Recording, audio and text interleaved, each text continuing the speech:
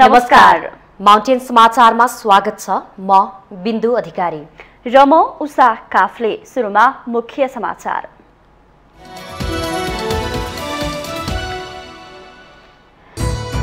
इलाम 1 मा नेकपा एकीकृत समाजवादीका सम्मानित नेता छलनाथ खनाल एमालेका महेश बस्नेतसँग पराजित। खनाल हालै सम्पन्न निर्वाचनमा पराजित हुने एक्लो पूर्व प्रधानमन्त्री। प्रतिनिधि र प्रदेश सभा अन्तर्गत प्रत्यक्षतर्फको मतगणना अन्तिम चरणमा। प्रत्यक्षतर्फ एमाले भन्दा कांग्रेसले 13 सीट बढी जित्ने सम्भावना। समानुपातिकमा एमाले पहिलो। सुनसरी क्षेत्र नम्बर 4 को मतगणना स्थगित। पुनः मतगणनाको माग गर्दै कांग्रेस उम्मेद्वार ज्ञानेन्द्र बहादुर कार्कीले दिए निवेदन। हारले निश्चित भएपछि बखेरा झिकेको एमालेको आरोप। निर्वाचनको अन्तिम परिणाम सार्वजनिक नहुँदै कांग्रेसभित्र प्रधानमन्त्रीका आकांक्षीको दौडधुप। पौडेलले भने सभापति देउवा गगन आफ्नै रणनीतिमा। संसदमा संघीयताप्रति अनुदान शक्तिको उपस्थितिले शक्ति संघर्ष निम्तिन सक्ने आंकलन। विरोधका स्वर मत्थर पार्न संघीयता पक्षधरलाई चुनौती। चीनमा कोभिड निषेधाज्ञा विरोधी प्रदर्शनहरू चर्कियो। प्रदर्शनकारीहरूले मागे राष्ट्रपति स्टीको राजीनामा। चीनी नेतृत्व विरुद्धको दुर्लभ प्रदर्शनको रूपमा विश्लेषण। र विश्वकप फुटबलमा स्पेन र जर्मनीले अङ्क बाँधे। मोरक्कोसँग स्पेन स्तब्ध। क्रोएसियाको सहज जित। जापान विरुद्ध कोस्टारिका विजयी।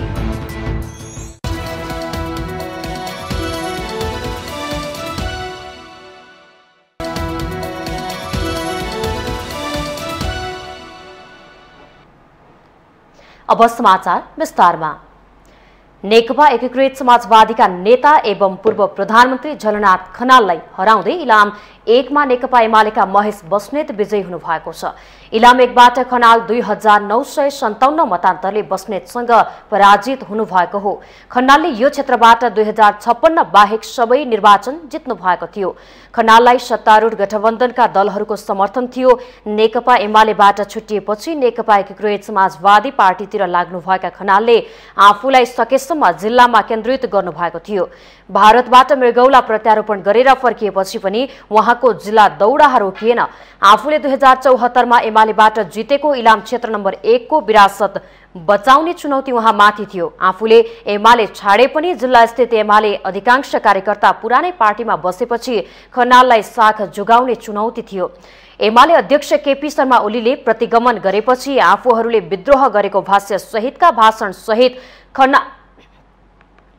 खनालले चुनावी अभियान चलाउनु भएको थियो। आइतबार निर्वाचन परिणाम आफ्नो हातबाट फुत्किएपछि उहाँले विजयी भएका एमाले उम्मेद्वार महेश बस्नेतलाई बधाई पनि नदी जिल्लाबाट काठमाडौँतिर लाग्नुभयो। खनालले जिल्ला छाड्दा पनि मतगणनामा भएको धान्धलीको रमिता हेर्न नसकेको गुनासो गर्नुभएको थियो। यो निर्वाचनमा पराजित हुने खनाल एक्ला पूर्व प्रधानमन्त्री हुनुहुन्छ। खनाललाई हराउन सफल महेश बस्नेतले इलाम जिल्ला अध्यक्ष हुनुहुन्छ। एमालेमा हुँदा झलनाथ महेशका शीर्ष नेता हुनुहुन्थ्यो, तर पार्टी विभाजनपछि यो निर्वाचनबाट महेशले आफ्नै पूर्व शीर्ष नेतालाई हारको स्वाद चखाउनु भयो।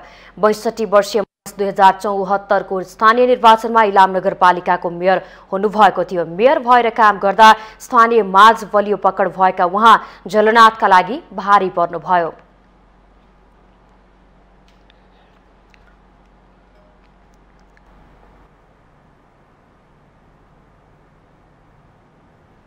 त्यसैगरी इलाम 2 बाट प्रतिनिधि सभा सदस्यमा नेकपा एमालेका नेता सुभाष चन्द्र नेङमाङ निर्वाचित हुनुभएको छ।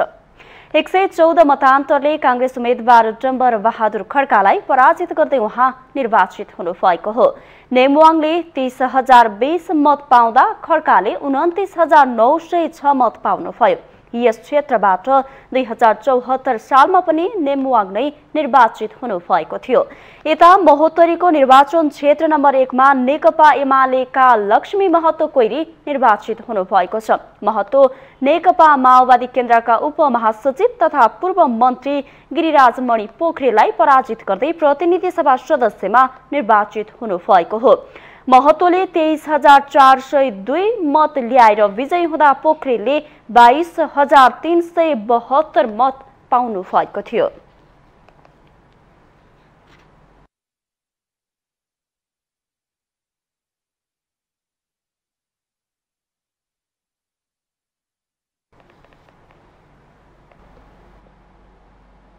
165 प्रतिनिधि सभा सदस्य मध्ये 155 स्थानको अन्तिम परिणाम सार्वजनिक भएको छ। नेपाली कांग्रेसले सबैभन्दा बढी 53 स्थानमा जित हात पारेको छ भने नेकपा एमाले 41 सीट जितेको छ। यस्तै माओवादी केन्द्रले 17 स्थान र नेकपा एकीकृत समाजवादीले 10 स्थानमा जित हासिल गरेको छ।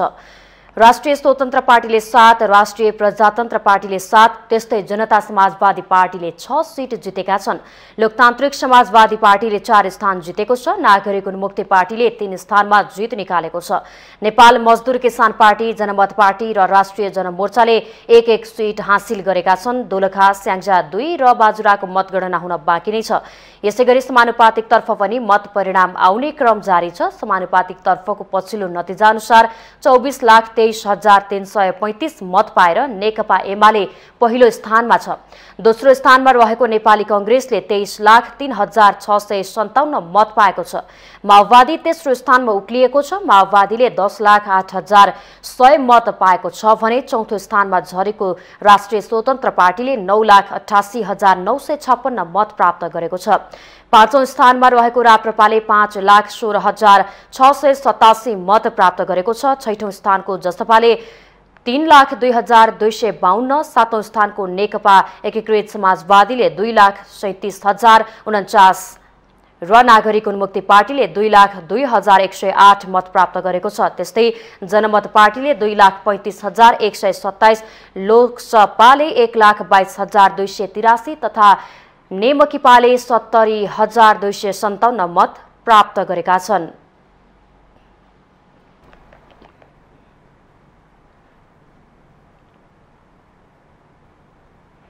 सुनसरी क्षेत्र नम्बर 4 प्रतिनिधि सभाका नेकपा एमालेका उम्मेद्वार जगदीश प्रसाद कुशियतले आफूले हार्ने निश्चित भएपछि मतगणना कार्य अवरुद्ध पारेर सञ्चार मन्त्री ज्ञानेन्द्र बहादुर कार्कीले बखेडा झिकिरहेको आरोप लगाउनु भएको छ। मन्त्री कार्कीले मानसिक रूपमा आफू हार्ने निश्चित भएपछि अन्तिम समयमा आएर मतगणना नै हुन नदिएको उहाँको जिकिर थियो। सञ्चार मन्त्री कार्कीले शनिबार अपराह्न धाँधली भएको भन्दै पुनः मतगणना गर्नुपर्ने माग राखेपछि मुख्य निर्वाचन अधिकृतको कार्यालयले दलीय सहमति जुटाएर मतगणनाको कामलाई सुचारू गराउन आइतबार सर्वदलीय बैठक बोलाएको थियो। बैठकमा मन्त्री कार्कीले पुनः मतगणना हुनुपर्ने अडान राखेपछि अझै मतगणना कार्य अघि बढ्न सकेको छैन। एमाले उम्मेद्वार कुशियतले भने बाँकी रहेको मतगणना कार्य तत्काल सुरु गर्न निर्वाचन आयोगसँग माग गरेको बताउनुभयो। अब यहाँ हाम्रो भनाइ के हो भने जुन मतगणना रोकिएको छ त्यसलाई सुचारू गरौँ। बाँकी जति मतगणना गर्न बाँकी छ त्यसलाई अविलम्ब स्टार्ट गरौँ। अब माननीय सूचना तथा सञ्चार मन्त्रीजीको भनाइ के हो भने अहिले निर्वाचन आयोगले गरेको मतगणना र उहाँले जुन सूचना प्रकाशित गरेको छ त्यसलाई क्यान्सल गरेर मतगणना गरौँ भनेर उहाँको एउटा जिकिर हो। त्यसैमा हाम्रो डिबेट चलिरहेको छ। एमालेको कानुन सम्मत ऐलान हो। हामीले कानुनलाई हातमा लिन खोजेका छैनन्। एमाले स्पष्ट के भनेको छ भने कानुनमा के भन्छ, जो मतगणना भयो त्यसलाई छोडौँ, बाँकी रहेको मतगणनालाई पुनः हामी मतगणना सुरुवात गरौँ भनेर। यसैबीच कार्कीले निर्वाचन अधिकृतको कार्यालयमा पुनः मतगणनाको निवेदन दर्ता गराउनु भएको छ। मतगणनाको काम सुचारू गर्ने विषयमा 2 पटक सर्वदलीय बैठक बसे पनि सहमति जुट्न सकेन। मुख्य निर्वाचन अधिकृत अर्जुन अधिकारीले निवेदन निर्वाचन आयोगको केन्द्रीय कार्यालयमा पठाउने जानकारी दिनुभयो।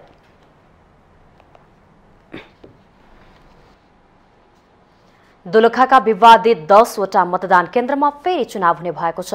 4 मङ्सिरमा भएको मतदानमा बुथ क्याप्चर भएको भन्दै मुख्य निर्वाचन अधिकृतको कार्यालयमा नेकपा एमालेका उम्मेद्वार बालकृष्ण शिवाकोटीले उजुरी गर्नुभएको थियो। त्यसपछि निर्वाचन आयोगले एउटा टोलीले दोलखामा गएर स्थलगत अध्ययन गरेको थियो। त्यो टोलीको सिफारिसका आधारमा निर्वाचन आयोगले फेरि मतदान गर्न लागेको हो। बैतेश्वरको वडा नम्बर 6 क ख ग, बैतेश्वरको 3 कालीढुङ्गा क ख ग, बैतेश्वर 2 को जनज्योति क ख 4 र तामाकोशीको हेल्थ पोस्ट क ख केन्द्रमा पुनः निर्वाचन हुने भएको हो।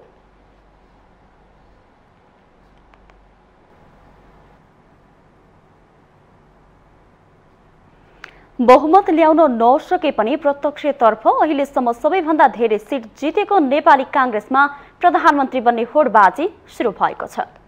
सभापति शेरबहादुर देउवादेखि महामन्त्री गगन थापा र रामचन्द्र पौडेलले कसरत सुरु गर्नु भएको छ। एक रिपोर्ट। प्रतिनिधि सभा र प्रदेश सभाको सम्पूर्ण मत परिणामहरू नआउँदै अबको प्रधानमन्त्री को भन्ने विषयले राजनीतिक वृत्तमा चर्चा र बहस सुरु भइसकेको छ। विशेष गरी नेपाली कांग्रेसले सरकारको नेतृत्व गर्ने अवसर पाए भावी प्रधानमन्त्री को हुने भन्ने विषय सो पार्टीभित्र पेचिलो बन्ने निश्चित छ। प्रधानमन्त्रीमा आकांक्षा राख्नेहरू सबै प्राय निर्वाचित भएर आएकाले सरकार सम्हाल्ने अवसर पाए त्यसको नेतृत्वको विषय टुङ्ग्याउन उसलाई सजिलो छैन। सभापति शेरबहादुर देउवा, नेता रामचन्द्र पौडेल, महामन्त्री गगन थापा, पूर्व महामन्त्री द्वय शशाङ्क कोइराला र प्रकाशमान सिंह लगायत नेता बलिया आकांक्षी हुन्। पार्टीमा बलियो पकड भएका र टिकट वितरणमा पनि आफूपक्षी नेतालाई चयन गर्नुभएका सभापति शेरबहादुर देउवा स्वाभाविक रूपले बलियो दावेदार हुनुहुन्छ। उता महामन्त्री गगन थापाले सार्वजनिक रूपमै देउवालाई चुनौती दिँदै आउनु भएको छ। अर्का महामन्त्री विश्वप्रकाश शर्माले थापालाई प्रधानमन्त्री बनाउन आफू प्रस्तावक बन्ने सार्वजनिक अभिव्यक्ति दिइसक्नु भएको छ। कांग्रेसमा प्रधानमन्त्रीका अर्का आकांक्षी हुनुहुन्छ वरिष्ठ नेता रामचन्द्र पौडेल। प्रधानमन्त्री बन्न 17 पटक संसदभित्र निर्वाचन लड्नुभएका पौडेल यसपटक पार्टीको नेतृत्वमा सरकार बने प्रधानमन्त्री बन्ने दाउमा हुनुहुन्छ। निर्वाचित भएपछि पौडेलले सभापति शेरबहादुर देउवा लगायत अन्य नेतासँग छलफल थाल्नु भएको छ। पार्टीभित्र संस्थापन इतर पक्षको नेतृत्व गर्दै आउनुभएका डाक्टर शेखर कोइराला पनि प्रधानमन्त्रीको दावेदार हुनुहुन्छ। कोइरालाले यसपटक मोरङ 6बाट एमाले नेता लालबाबु पण्डितलाई हराउँदै प्रधानमन्त्रीको लाइनमा हुनुहुन्छ। कांग्रेसमा प्रधानमन्त्रीका अर्का आकांक्षी हुनुहुन्छ प्रकाशमान सिंह। महामन्त्री र उपप्रधानमन्त्री समेत बन्नुभएका सिंह आफ्ना पिता गणेशमान सिंहले प्रधानमन्त्री पदको त्याग गरेको विषयलाई कोट्याउँदै बुबाले त्यागेको सपना पूरा गर्ने दाउमा हुनुहुन्छ। डाक्टर शशाङ्क कोइरालाको दाबी पनि चर्कै छ। एउटै पार्टीभित्र प्रधानमन्त्रीमा धेरै आकांक्षी भए पनि संसदीय दलमा निर्वाचित नै प्रधानमन्त्रीको दावेदार हुने हुँदा नेताहरूले अहिले नै आकांक्षा राख्नु स्वाभाविक भएको राजनीतिक विश्लेषक पुरुषोत्तम दाहाल बताउनुहुन्छ। हिजो घोषणा गर्ने हिजो पनि 5-6 जना हुनुहुन्थ्यो चुनावका बेलामा, हो क्या न? 5-6 जनाले आफूलाई चाहिँ म प्रधानमन्त्रीको उम्मेदवार हुँ, प्रतिस्पर्धा गर्छु भन्नुभयो। अनि जनताले के गरौँ भनेदेखि होइन बाबा प्रतिस्पर्धा गर्छ, भोलि प्रधानमन्त्री हुने हो भने त भोट दिनु पर्यो भनेर भन्यो, होइन? जनतालाई गलत आकर्षण भयो नि। अब भन्नु सही छ, एकदम नै स्वाभाविक छ। अब उहाँहरूका बिचमा प्रतिस्पर्धा हुन्छ, प्रतिस्पर्धा भएर जो अगाडि बढ्छ त्यही प्रधानमन्त्री हुन्छ। अब चाहिँ स्वाभाविक बाटोमा गयो के। यसपालिको चुनावमा देशभर युवाको माहौल बनिरहेका बेला कांग्रेसबाट पुस्तान्तरण होला त भन्ने विषय सबैको चासो त छ। तर 7 पटक प्रधानमन्त्री बन्छु भन्नुभएका देउवा यो दौडबाट बाहिरिने सम्भावना न्यून भए पनि युवा नेताहरूले हस्तक्षेप गर्न सक्ने विश्लेषण गर्नुहुन्छ डाक्टर सुन्दरमणि दीक्षित। बीपीको सिद्धान्त कहाँ गयो? खत्तम। विचार कहाँ गयो? खत्तम। पहिले घर सफा गर्न परेको परेन? घर सफा गर्नुको लागि यिनीहरूले घर बाहिरी अन्धकार पारे गन्ध पुरो पाइसक्यो कांग्रेसलाई। भनेदेखि त्यो सफा गर्न परेको पनि त्यो सफा गर्दाखेरि त जसले गन्ध त्यहाँ ल्याएको छ तिनीहरूले हटाउनु परेको परेन? उनले देलान्, उनले छोड्न प्रश्नै उठ्दैन, हटाउनु पर्यो तिनीहरूलाई। अब त्यो त अब आफ्नो युवा शक्ति चाहियो नि बाबा। सधैँ यिनीहरूले दिएर कसरी हुन्छ? उनीहरूले छाड्लान् भन्ने कुरा होइन, छोडाउनु पर्यो, त्यो हिम्मत देखाउनु पर्यो। यो के को लागि? राष्ट्रको लागि। सम्पूर्ण परिणाम नआउँदै कांग्रेसभित्र देखिएको प्रधानमन्त्रीको होडले कांग्रेसभित्र भने तरङ्ग पैदा गरेको छ। माउन्टेन टेलिभिजन एचडीका लागि क्यामेरामा केशव श्रेष्ठका साथमा बटुक राजगिरी, काठमाडौँ। गण्डकी प्रदेशका 11 जिल्लामा स्याङ्जाको एक क्षेत्र बाहेक अन्य सबैमा मतगणना सम्पन्न भएको छ। स्याङ्जा 2 मा नेपाली कांग्रेसका उपाध्यक्ष धनराज गुरुङ र सचिव पद्मा अर्याल उम्मेद्वार छन्। उक्त क्षेत्रमा निर्वाचनमा धाँधली भएको भन्दै नेकपा एमाले विरोध गरिरहेको छ। अघिल्लो निर्वाचन भन्दा यस क्षेत्रमा एमाले कमजोर देखिँदा कांग्रेस भने बलियो भएको छ। हेरौं यो रिपोर्ट। मंसिर 4 गते भएको निर्वाचनमा प्रतिनिधि सभातर्फ एमाले 2074 भन्दा कमजोर भएको छ।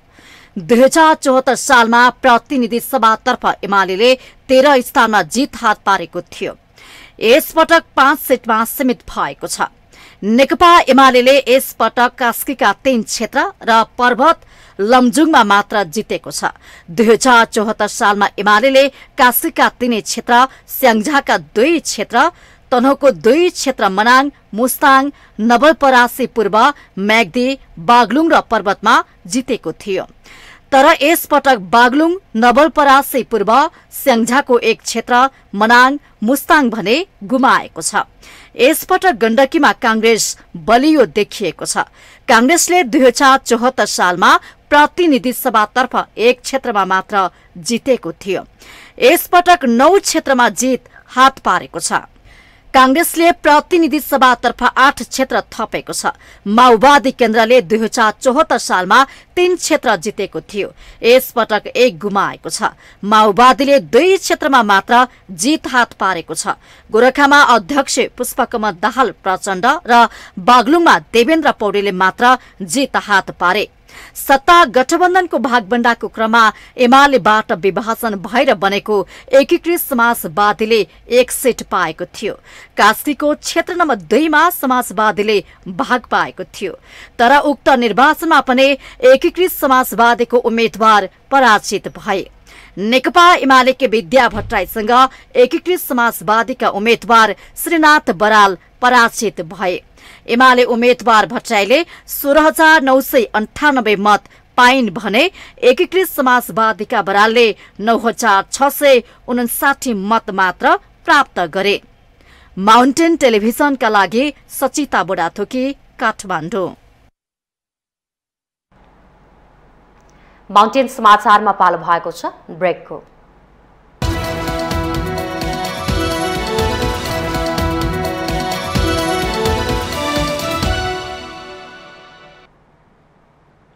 ब्रेकपछि स्वागत छ। अब बाँकी समाचार। यसपटकको निर्वाचनमा नेकपा एमाले कति सिट जित्यो भन्दा पनि कति र कस्ता नेता हारे भन्ने विषय मुख्य बनेको छ।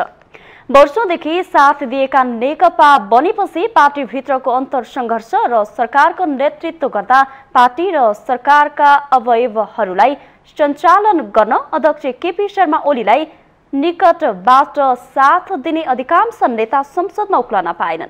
पार्टी पदाधिकारीदेखि स्थायी कमिटी र पोलिट ब्युरोसम्मका नेताहरू हार्दा अध्यक्ष ओलीलाई पार्टीभित्र पहिलोको जस्तो पकड राख्न चुनौती हुने देखिन्छ। एक रिपोर्ट। एमाले सांगठनिक हिसाबले पनि निकै बलियो पार्टी मानिन्छ। यसपटकको निर्वाचनमा बहुमत सहित पहिलो पार्टी बन्ने उसको सपना चकनाचुर भएको छ। 2074 को निर्वाचनमा माओवादी र जनमोर्चा नेपालसँग तालमेल गरेर चुनाव लडेको एमाले प्रत्यक्षतर्फ 80 सीट ल्याउन सफल भएको थियो। त्यसबेला अध्यक्ष ओलीका थुप्रै निकटस्थ नेता सांसद बनेका थिए। तर यसपटक ओलीका तीनै पात्रहरूले पराजयको सामना गर्नु पर्यो। अरूले गर्ने राजनीतिक प्रहारको प्रतिवाद गर्ने ईश्वर पोखरेलदेखि पार्टीभित्र आफू पछिको नेतृत्व दिन सक्ने नेताको रूपमा उभ्याइएका शंकर पोखरेल हुन् वा राजनीतिक निर्णयमा साथ दिने प्रदीप गेवालीदेखि कानूनी परामर्श दिने अग्नि खरेलसम्म हार्दा ओलीलाई निकै ठूलो धक्का लागेको छ।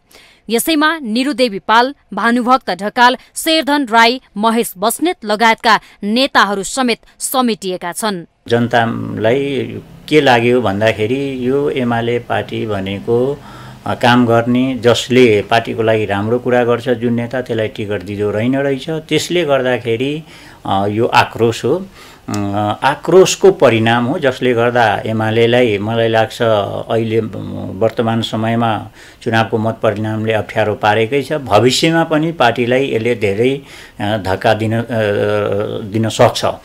एकदमै एमालेका कहलिएका नेताहरू र अध्यक्षज्यूको विश्वासपात्र नेताहरूको हार हुनु भनेको एमालेको ड्राइभिङ सिटमा ड्राइभ गर्ने नेताहरू नै हार्नु भनेको अरू नेताहरू हाबी हुन्छन्। गत मंसिरमा भएको 10औं महाधिवेशनमा अध्यक्ष ओलीले कार्यकर्तालाई पदाधिकारी छान्न समेत नदिएको चर्चा हिजो आज पनि हुने गरेको छ, जसमा फरक विचार राख्ने तर जनमत भएका भीम रावलदेखि घनश्याम भुसाल यस पटकको ओलीको निशानामा परे।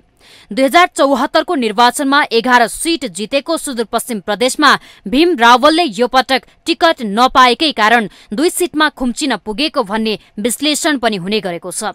आफ्ना सारथीहरूको अभावमा अध्यक्ष ओलीलाई पार्टी र संसदीय फाँटमा केही कमजोर बनाउने विश्लेषक बताउँछन्।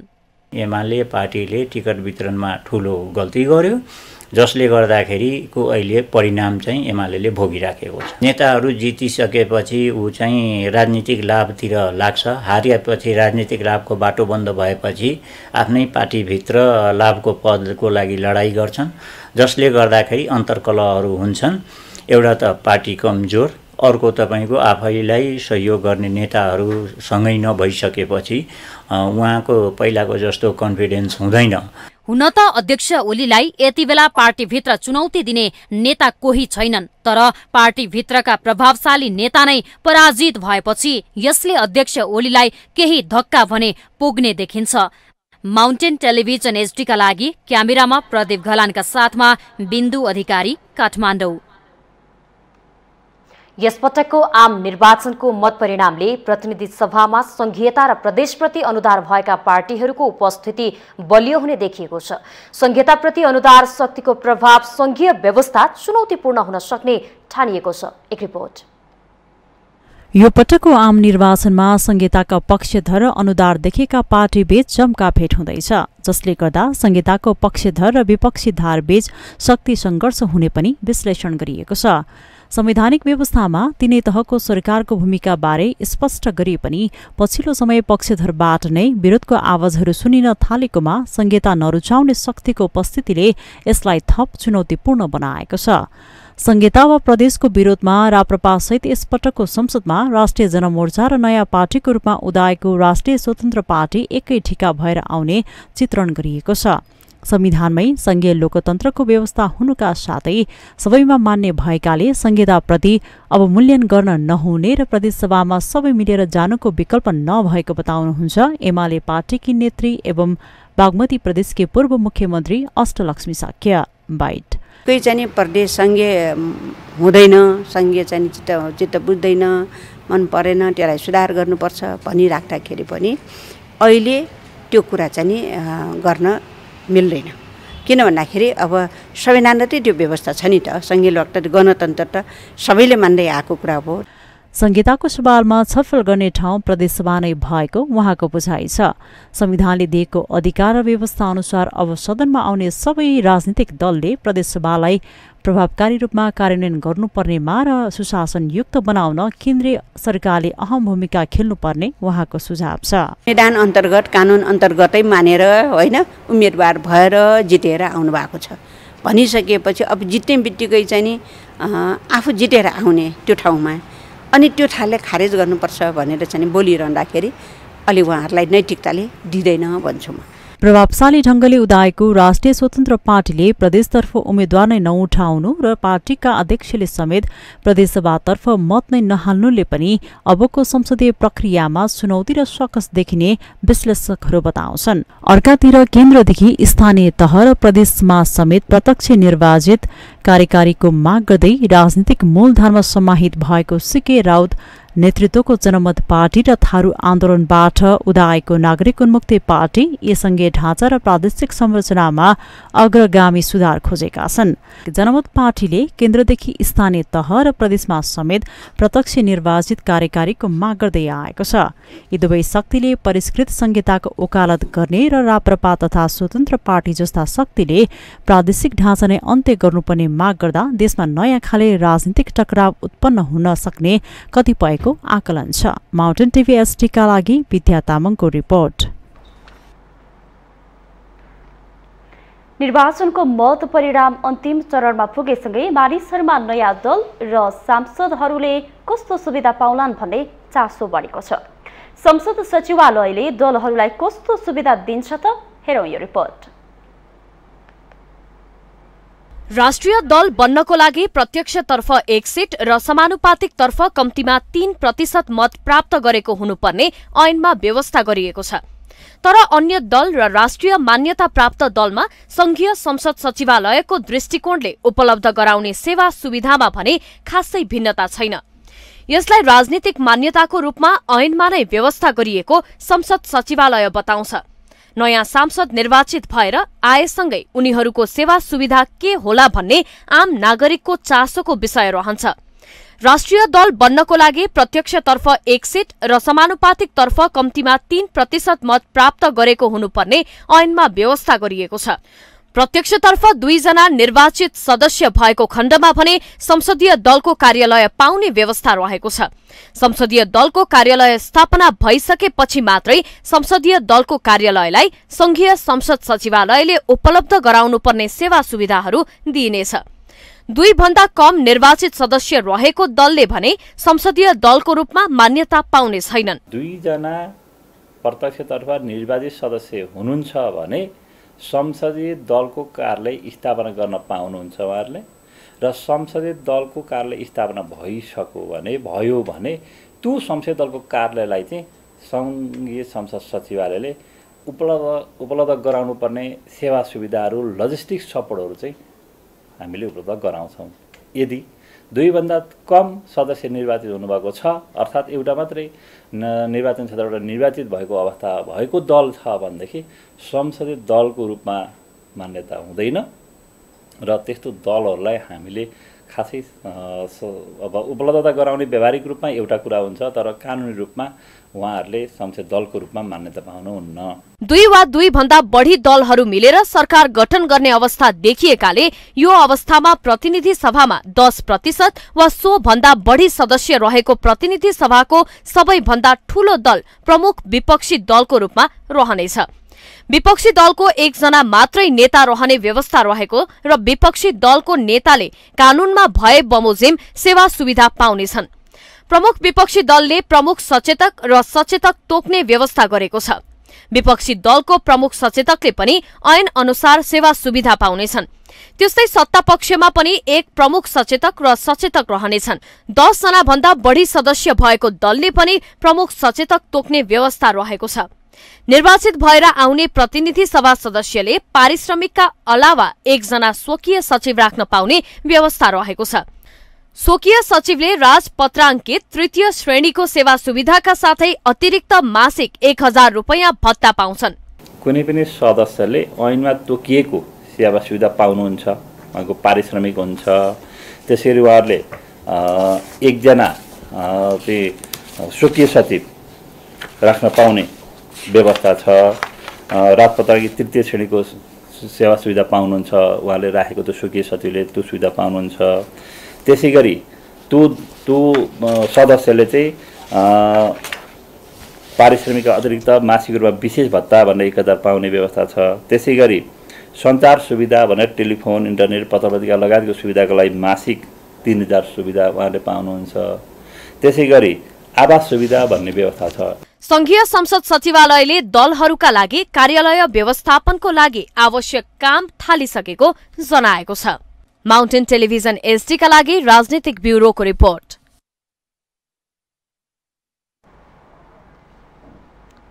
माउन्टेन समाचारमा पालो भएको छ अर्को ब्रेकको।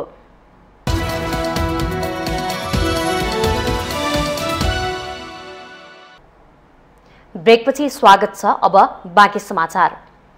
गृहमन्त्री बालकृष्ण खाँडले आगामी सरकारको नेतृत्व 5 दलीय गठबन्धनले गर्ने बताउनु भएको छ। रूपन्देहीको भैरहवामा आइतबार बिहान भएको 5 दलीय गठबन्धनको बैठकमा उहाँले 5 दलीय गठबन्धनको सरकार बन्ने र सो सरकार 5 वर्षसम्म टिक्ने पनि दावी गर्नुभयो। रूपन्देही 3मा राप्रपाका उम्मेद्वार दीपक बोहरासँग पराजित हुनुभएका खाँडले प्रधानमन्त्रीको बन्ने भन्ने 5 दलका शीर्ष नेता बसेर टुङ्ग्याउने बताउनुभयो। नेपाली कांग्रेसका सभापति शेरबहादुर देउवा, माओवादी केन्द्रका अध्यक्ष पुष्पकमल दाहाल, नेकपा एकीकृत समाजवादीका अध्यक्ष माधव कुमार नेपाल, लोकतान्त्रिक समाजवादी पार्टीका अध्यक्ष महन्त ठाकुर र राष्ट्रिय जनमोर्चाका अध्यक्ष चित्र बहादुर केसीले बसेर प्रधानमन्त्री टुङ्ग्याउने उहाँको भनाइ छ। गृहमन्त्री खाँडले आफूले निर्वाचनको नतिजालाई सहजतापूर्वक लिएको जिकिर गर्नुभयो। निर्वाचनमा पराजयलाई सहजतापूर्वक लिन गाह्रो भए पनि आफू कृष्ण प्रसाद भट्टराईको स्कुलिङमा हुर्केकाले जनताको अभिमतलाई सहर्ष स्वीकार गर्ने उहाँको भनाइ थियो। गृहमन्त्री खाँडले निर्वाचन स्वच्छ, निष्पक्ष र भइरहेको तरिकाले शान्तिपूर्ण रूपमा एकै चरणमा सम्पन्न गर्ने मुख्य भूमिका पूरा गर्न पाएकोमा आफूलाई खुसी लागेको बताउनुभयो।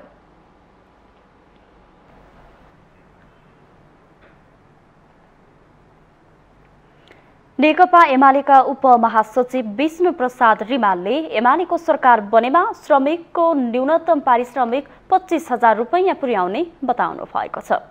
आइतबार नेपाल ट्रेड युनियन महासंघ जिफन्टले 5औं सामाजिक सुरक्षा दिवसको अवसरमा काठमाडौँमा आयोजना गरेको कार्यक्रममा उहाँले एमालेको सरकार बनेमा चुनावी घोषणापत्र बमोजिम श्रमिकको न्यूनतम पारिश्रमिक 25,000 रुपैयाँ पुर्याउने बताउनु भएको हो। रिमालले एमाले सरकारमा नभएमा श्रमिकको पारिश्रमिक 25,000 रुपैयाँ पुर्याउन आन्दोलन गर्ने चेतावनी दिनुभयो। उहाँले एमालेको पपुलर भोट 32 लाख पुग्ने र पपुलर भोटमा एमाले पहिलो पार्टी बन्ने दावी गर्नुभयो। पहिलो बन्ने भन्ने तय हुँदैछ। पपुलर भोटमा त हामी नम्बर 1 हुन्छौँ, त्यसमा कुनै शङ्का छैन। अहिले पनि हाम्रो 22-23 लाखभन्दा बढी पपुलर भोट प्राप्त भइसकेको छ। अरू केही लाख बन्नेवाला छन्, सायद 30-32 लाखतिर पुग्ला जस्तो लाग्छ मलाई। त्यो हिसाब त्यही नै हो। हामी सेकेन्ड हौँ वा फर्स्ट हौँ, जे भए पनि यदि हामी सत्ताको बागडोर सम्हाल्ने तहमा पुग्यौँ भने हामीले श्रमिकहरूको अगाडि गरेको कबुल 25,000 न्यूनतम ज्याला पुर्याउने अभियानले मूर्तता निश्चित रूपमा पाउँछ। उहाँले आफूहरू सरकारमा रहेमा औपचारिक क्षेत्रका 100% श्रमिकहरूलाई सामाजिक सुरक्षामा ल्याउने बताउनुभयो। 5 वर्षभित्रमा अनौपचारिक क्षेत्रका 75% श्रमिकहरूलाई पनि सामाजिक सुरक्षा प्रणालीभित्र ल्याउने रिमालको भनाइ छ। सामाजिक सुरक्षा औपचारिक र अनौपचारिक दुवै क्षेत्रका लागि भएकाले दुवै क्षेत्रमा बराबरी रूपमा लागू हुनुपर्ने उहाँले बताउनुभयो। अनौपचारिक क्षेत्रको पनि 5 वर्ष कम्तीमा 75% श्रमिकलाई हामी समेट्ने प्रयत्न गर्नेछौँ। अब सामाजिक सुरक्षाको विषय साथीहरू औपचारिकको मात्रै हो कि अनौपचारिकको पनि हो भन्ने बहस निरर्थक बहसको रूपमा यसलाई फेल खुवाइदिनुपर्छ। सामाजिक सुरक्षा सबैको लागि हो भन्ने स्थापित गर्नुपर्छ। चाहे औपचारिक श्रममा होस् चाहे अनौपचारिक सङ्गठित उद्योगमा होस् अथवा असङ्गठित उद्योग, सबैमा सामाजिक सुरक्षा बराबरी लाग्ने व्यवस्था गर्नुपर्छ। रिमालले सामाजिक सुरक्षा केवल श्रमिकहरूका लागि मात्रै नभई व्यवसायी र सरकारको लागि पनि भएको स्पष्ट पार्नुभयो। व्यवसायीहरू सामाजिक सुरक्षामा जोडिनु श्रम बजारलाई सुन्दर बनाउनु भएको उहाँको भनाइ छ।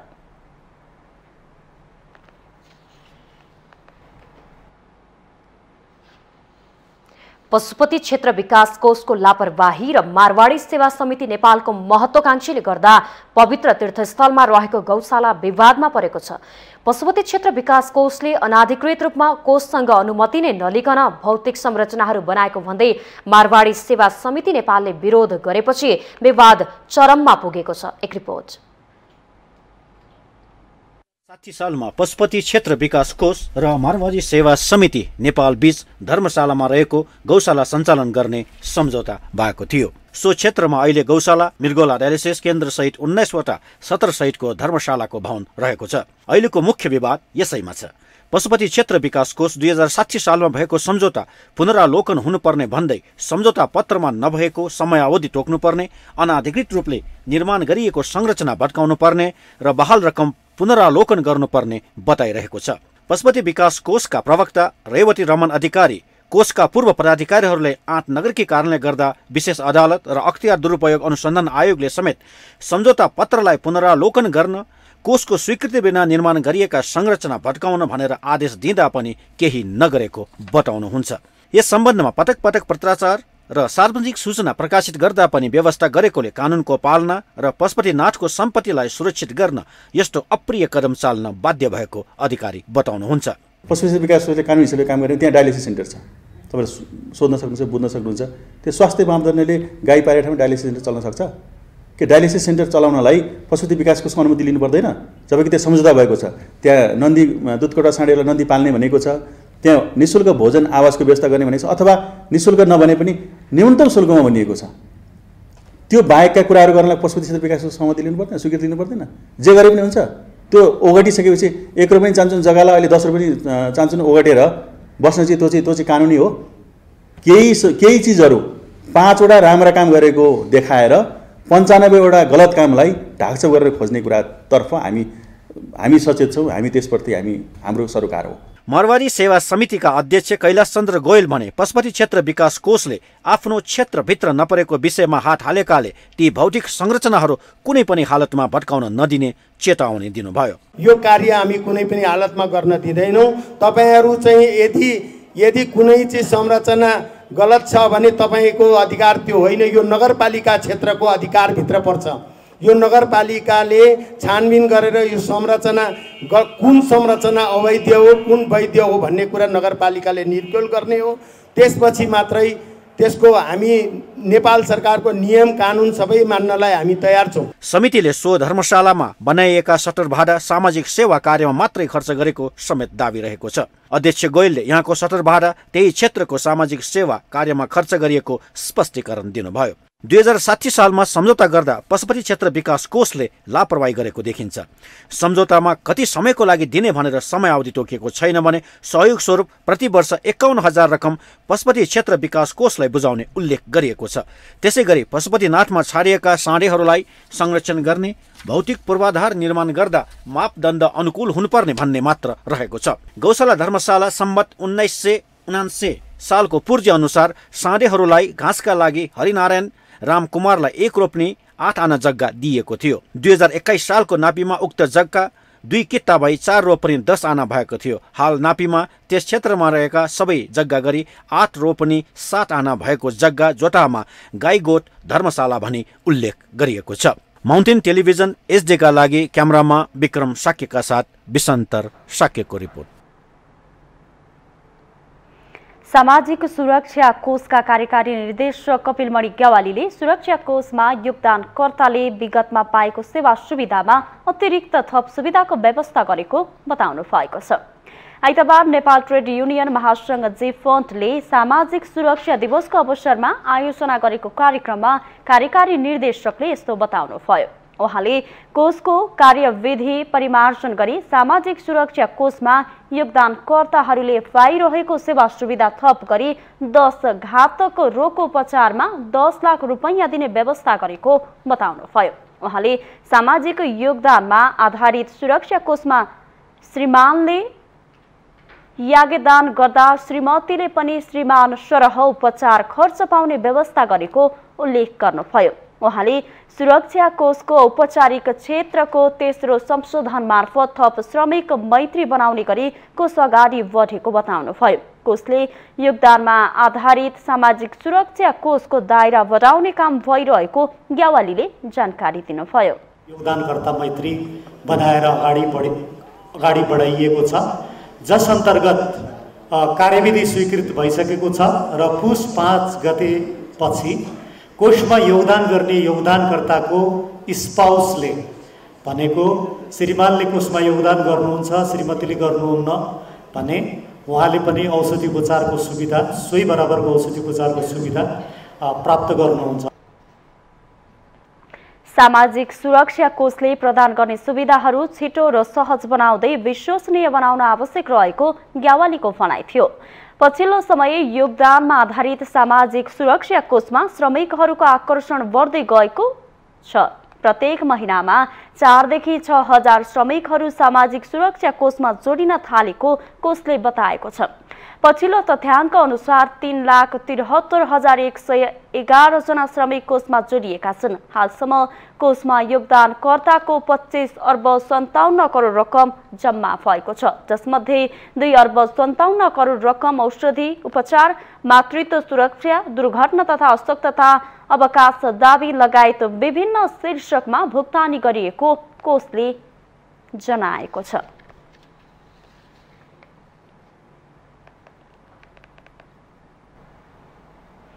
हामीसँग आर्थिक, अन्तर्राष्ट्रिय र खेल समाचार बाँकी नै छन्। माउन्टेन समाचारमा पालो भएको छ ब्रेकको।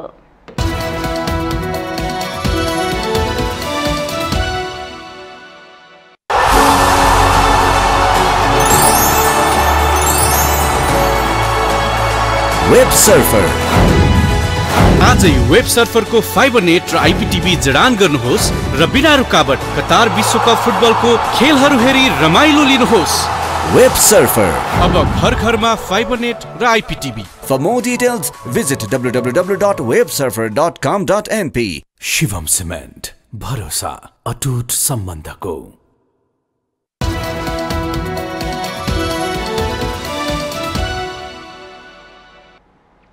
ब्रेकपछि स्वागत छ। अब आर्थिक समाचार। आर्थिक समाचारको साथमा मेरो देश मेरो जगदम्बा सिमेन्ट, गुणस्तरको नयाँ स्तर Riddhi Siddhi cement, Jagadamba super sign तथा ग्याल्बा प्लस जस्ता पाता जीवन भरको भरोसा। सर्वोत्तम सिमेन्ट, सर्वोत्तम मजबुती।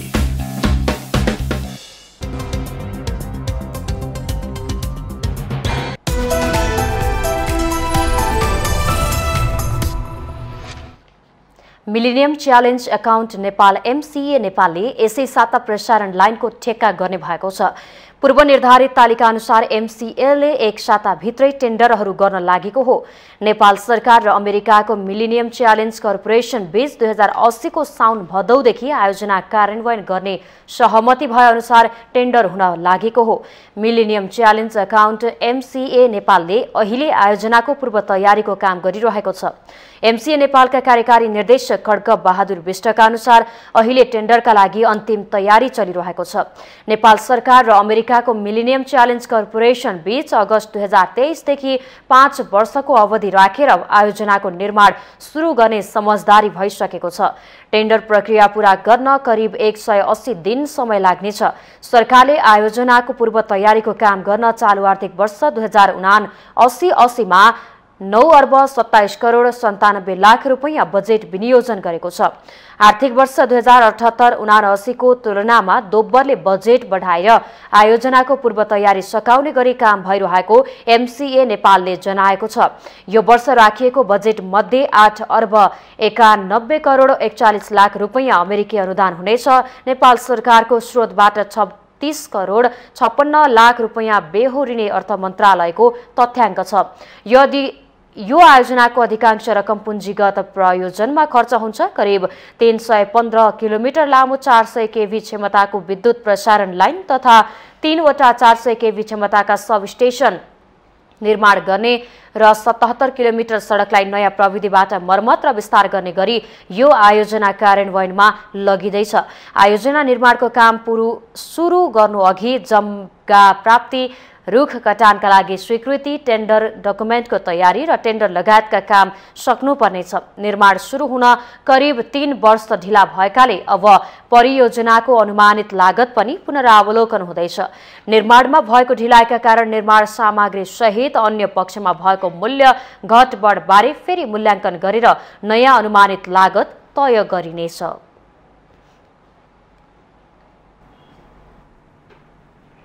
साताको पहिलो कारोबार दिन आइतबार नेप्से परिसूचक उच्च अङ्कले बढेको छ। आइतबार नेप्से परिसूचक 32.43 अङ्क बढेर 1965.98 बिन्दुमा पुगेको छ। त्यस्तै सेन्सेटिभ इन्डेक्स 5.34 अङ्क बढेको छ भने फ्लोट इन्डेक्स 3.14 अङ्क र सेन्सेटिभ फ्लोट इन्डेक्स 2.16 अङ्क बढेको छ। आइतबार कारोबारमा आएका 233 कम्पनीको 42,23,000 किता सेयर 2 अर्ब 2 करोड 54 लाख 89 हजार रुपैयाँ बराबरको खरिद बिक्री भएको छ। आइतबार नेप्सेसँगै कारोबार रकम पनि बढेको छ। अघिल्लो कारोबार दिन 1 अर्ब भन्दा कमको शेयर कारोबार भएकोमा आइतबार 2 अर्ब माथि भएको हो। नेप्सेका 13 उपसमूह मध्ये म्युचुअल फन्ड उपसमूह बाहेक अरू सबै उपसमूहको परिसूचक बढेको छ, जसमध्ये लघुवित्त उपसमूहको परिसूचक 3.07% बढेको छ। वित्त र उत्पादन तथा प्रशोधन उपसमूहको परिसूचक 2% भन्दा बढी बढेको छ भने बाँकी उपसमूहको 1%ले बढेको छ। आइतबार नेप्सेसँगै डिप्रोक्स लघुवित्तको शेयर मूल्य 8.21% बढेको छ। त्यस्तै जीवन विकास लघुवित्तको शेयर मूल्य करिब 7.5% बढेको छ भने कुमारी बैंकको शेयर मूल्य 6% भन्दा बढी बढेको छ। आइतबार हिमालयन इन्डस्ट्री कम्पनीको 45 करोड 4 लाख रुपैयाँ बराबरको शेयर खरिद बिक्री भएको छ।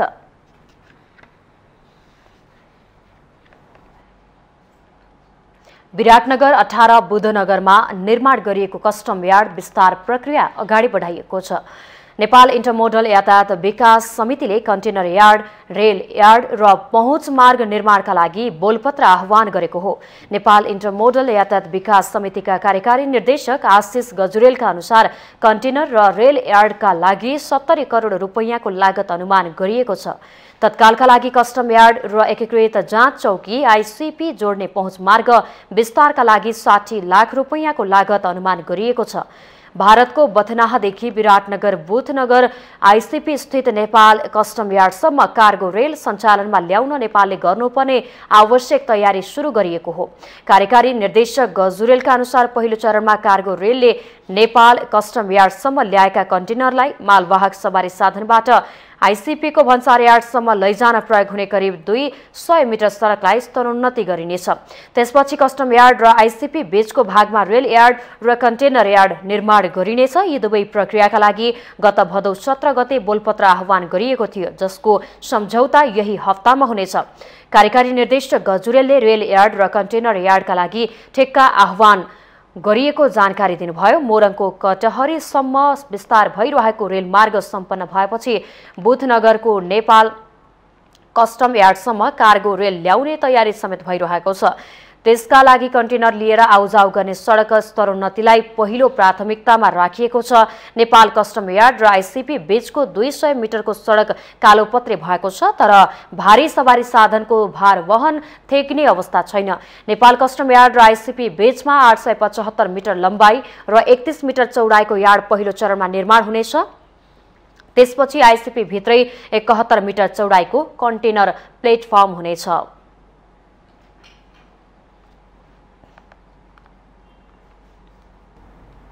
अब पालो अन्तर्राष्ट्रिय समाचारको।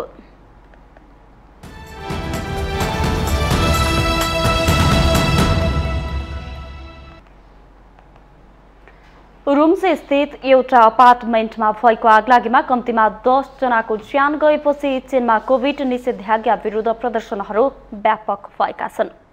संघाई शहरमा सयौं मानिसहरूले राष्ट्रपति सी जिनपिङको राजीनामा माग्दै प्रदर्शन गरेका भिडियोहरू विदेशी पत्रकारहरूले पोस्ट गरेका छन्। त्यसलाई चिनिया नेतृत्व विरुद्ध भएको दुर्लभ प्रदर्शन भनिएको छ। कतिपय प्रदर्शनकारीहरूले खुला रूपमा राष्ट्रपति सी जिनपिङको राजीनामा माग गरिरहेका छन्। पश्चिम सिन्जियाङको एउटा अग्लो भवनमा भएको आगलागीमा 10 जना मानिसको ज्यान गएपछि निकालिएको जुलुसबाट प्रदर्शन सुरु भएका थिए। प्रत्यक्षदर्शी र भिडियोहरूका अनुसार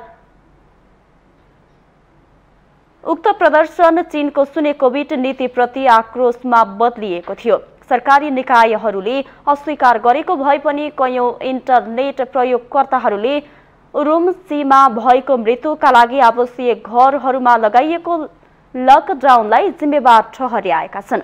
भिडियोमा मानिसहरूले मैनबत्ती बालेको र पीडितहरूप्रति फूल राखेर सम्मान व्यक्त गरेको देख्न सकिन्छ। कयौं विश्वविद्यालयका विद्यार्थीहरू पनि पीडितहरूको सम्झनामा आयोजित उक्त समारोहमा सहभागी थिए। संघाईको प्रदर्शनमा मानिसहरूले सी जिनपिङ र कम्युनिस्ट पार्टी विरुद्ध नाराबाजी गरेको सुन्न सकिन्थ्यो। आइतबारसम्ममा अवस्था सामान्य भए पनि प्रदर्शन भएका क्षेत्रमा व्यापक प्रहरी तैनात गरिएको अन्तर्राष्ट्रिय सञ्चार माध्यमले जनाएका छन्। त्यहाँ कयौं दर्जन प्रहरी अधिकारी, निजी सुरक्षा गार्ड र सादा पोसाकका प्रहरी चोकहरूमा खटाइएका छन्। शनिबार राति कयौं विश्वविद्यालयहरूमा विद्यार्थीहरूले प्रदर्शन गरेको फोटो र भिडियो अनलाइनमा सार्वजनिक भएका छन्। सबैभन्दा ठूलो प्रदर्शन नानजिङ कम्युनिकेसन युनिभर्सिटीमा भएको थियो। भिडियोहरूको स्वतन्त्र रूपमा पुष्टि गर्न अप्ठ्यारो रहेको छ, तर ती मध्ये धेरैले मानिसहरूको मनस्थितिमा उल्लेख्य परिवर्तन आएको संकेत दिन्छ। आज्ञाकारी र सम्य चिनिया समाजमा खुला रूपमा राष्ट्रपति सीको राजीनामा मागिनु उनी विरुद्ध बाहिर देखिएको अहिलेसम्मकै कडा खालको आलोचना हो।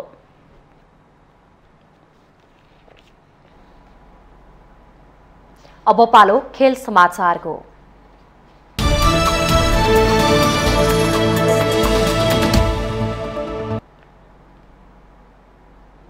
फिफा विश्वकप फुटबल अन्तर्गत समूह ई को बहुप्रतीक्षित खेलमा पूर्व च्याम्पियनहरू स्पेन र जर्मनीले 1-1 गोलको बराबरी खेल्दै अङ्क बाँडेका छन्। कतारको अल वाइट रङ्गशालामा भएको प्रतिस्पर्धात्मक खेलमा स्पेनसँग अङ्क खोसेर जर्मनीले दोस्रो स्थानमा पुग्ने सम्भावना जीवित नै राखेको छ। पहिलो खेलमा जापानसँग अप्रत्याशित पराजय बेहोरेपछि 4 पल्टको विश्व विजेता जर्मनी 1 गोलले पछि परेको अवस्थामा स्पेनसँग अङ्क बाँडेको हो। 62औं मिनेटमा स्पेनका अल्भारो मोराटाले गोल गरेपछि पछाडि परेको जर्मनीका लागि 83औं मिनेटमा निक्लास फुलक्रगले बराबरी गोल गरेका हुन्। बराबरीपछि जर्मनीले समूहमा अङ्कको खाता खोलेको छ। स्पेन 4 अङ्क सहित शीर्ष स्थानमा रहँदा जापान र कोस्टारिका समान 3 अङ्कमा छन्। गोल अन्तरको आधारमा जापान दोस्रो र कोस्टारिका तेस्रो स्थानमा छन्। समूह एफमा क्रोएसियाले पहिलो जित निकालेको छ। खालिफा अन्तर्राष्ट्रिय स्टेडियममा क्यानाडालाई 4-1 गोल अन्तरले हराउँदै क्रोएसियाले पहिलो जित निकालेको हो। क्रोएसियाको जितमा आन्द्रेज क्रमारिचले 2 तथा मार्को लिभाजा र लेब्रो मारेजले 1-1 गोल गरे। क्यानाडाका अल्फान्सो डाभिसले 1 गोल फर्काए। जितसँगै समूह एफ का 2 खेलमा 4 अङ्क जोडेर क्रोएसिया शीर्ष स्थानमा रहेको छ। क्यानाडा प्रतियोगिताबाट बाहिरिएको छ। यही समूहमा मोरक्कोले उपाधिको दावेदार बेल्जियमलाई 2-0 गोल अन्तरले पराजित गरेको छ। मोरक्कोका लागि रोमेन साइस र अब्देल हामिद साबिरीले 1-1 गोल गरे। जितसँगै मोरक्कोको दोस्रो चरणमा पुग्ने सम्भावना जीवित नै राखेको छ। यसअघि आइतबार पहिलो खेलमा जापान विरुद्ध जित निकाल्दै कोस्टारिकाले नकआउट चरण प्रवेशको सम्भावना बलियो बनाएको छ। अल्मद बिन अली स्टेडियममा कोस्टारिकाले जापानलाई 1-0 ले पराजित गरेको हो।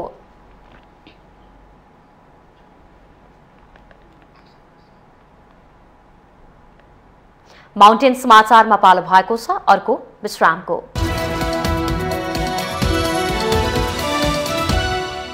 ब्रेकपछि स्वागत छ। यससँगै हामी माउन्टेन समाचारको अन्त्यमा आइपुगेका छौं। जाँदा जाँदै मुख्य समाचार पुनः एकपटक।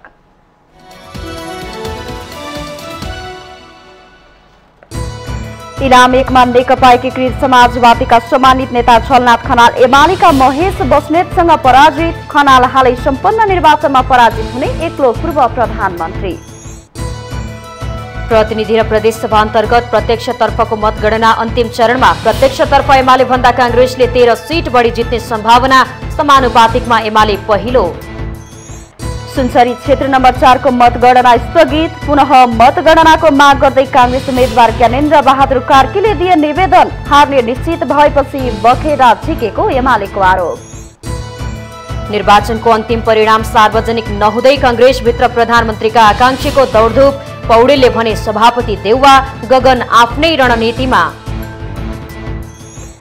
संसदमा संघीयताप्रति अनुदार शक्तिको उपस्थितिले शक्ति संघर्ष निम्तिन सक्ने आंकलन। विरोधका स्वर मत्थर पार्न संघीयता पक्षधरलाई चुनौती। चीनमा कोभिड निषेधाज्ञा विरोधी प्रदर्शनहरू चर्कियो। प्रदर्शनकारीहरूले मागे राष्ट्रपति सीको राजीनामा। चीनिया नेतृत्व विरुद्धको दुर्लभ प्रदर्शनको रूपमा विश्लेषण। र फिफा फुटबलमा स्पेन र जर्मनीले अङ्क बाँडे। मोरक्कोसँग स्पेन स्तब्ध। क्रोएसियाको सहज जित। जापान विरुद्ध कोस्टारिका विजयी।